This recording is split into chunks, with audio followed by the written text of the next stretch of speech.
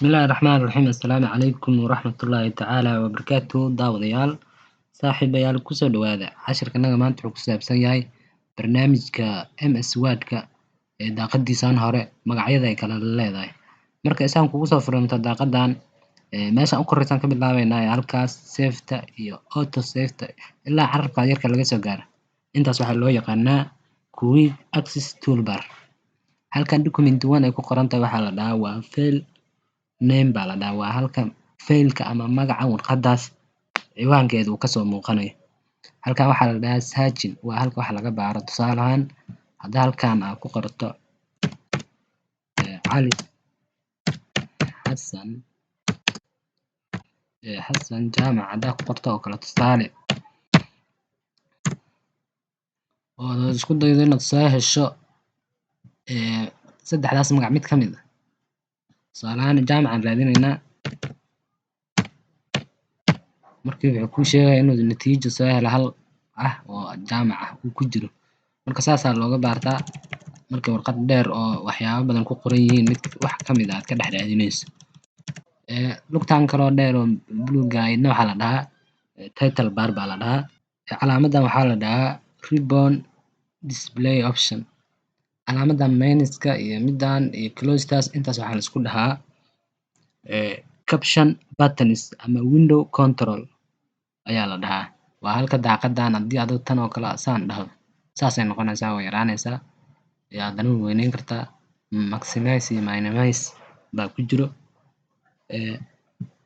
Dhinacan kale haddaad soo aado file meesha ay ku qoran tahay home iyo insert iyo design iyo layout iyo reference mailing review ilaa help intaas waxaa la dhahaa iyagana menu bar baa la dhahaa. Home-ka sidoo kale inta waxaa la dhahaa home ribbon baa la isku dhahaa. Home ribbon-ka wuxuu ka kooban yahay clipboard iyo font iyo paragraph iyo style iyo editing. Waa lugtaas dheer, waa basta laga soo bilaabay ilaa geeskan kale find replace select editing ay ku qoran tahay ilaa intaas ribbon baa la dhahaa. Marka home ribbon tab baan la isku dhahaa. Marka mid walba intaan waa farihii wax alaale wixii far ku saabsan baa halkan laga helaa. Inta paragraph waa paragraph-ka warqadda line-keeda waxaas. Inta waa style waa design-ka iyo noocyada ciwaanada kore iyo warqadda aad u hagaajin lahayd. Inta haddii aad wax ka beddelayso waa editing.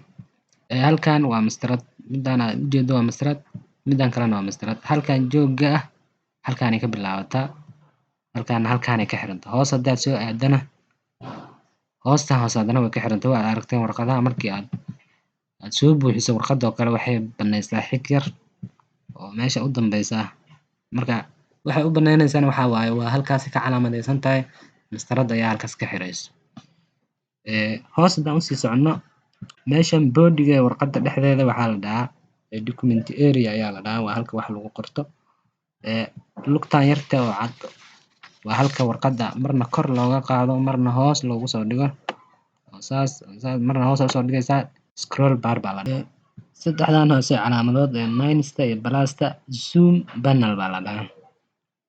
Waa halka idna warqadda waa laga weyneyn karaa waana laga yareyn karaa. Saa haddaad dhahdo oo pluska oo dhankiisa u kaxayso warqadda way weynaanaysaa. Haddaad soo minuska dhankiisa u soo wadana way yaraanaysaa. Kuwaan iyagana waxaa la dhahaa view tabs baa la dhahaa. Saddexdaan is ag taalo waxaa la dhahaa view buttons baa la dhahaa ama view tools. Dhinacan kale haddii aad meeshan page 1 of 10 words waa halka information-ka warqadaas ku qoran laga helayo. Waa xogta warqadaas ku qoran halka laga akhriyo waayo. Information document baa la dhahaa. Sidoo kale inta waxaa loo yaqaanaa status bar baa la dhahaa sidoo kale inta. Marka intaas ayaan rabay maanta inaan idinla wadaago casharada office-ka. Waxaan jeclahay inaan xiriir ka dhigo oo bilaabo haddii Ilaahay yiraahdo. Cashirkan wuxuu ahaanayaa cashirkii ugu horreeyay. Wixii hadda ka dambeeya taxane ayuu noqon doonaa haddii Alle idmo. Aan isla soconno. Assalaamu calaykum waraxmatullaahi tacaala wabarakaatuh.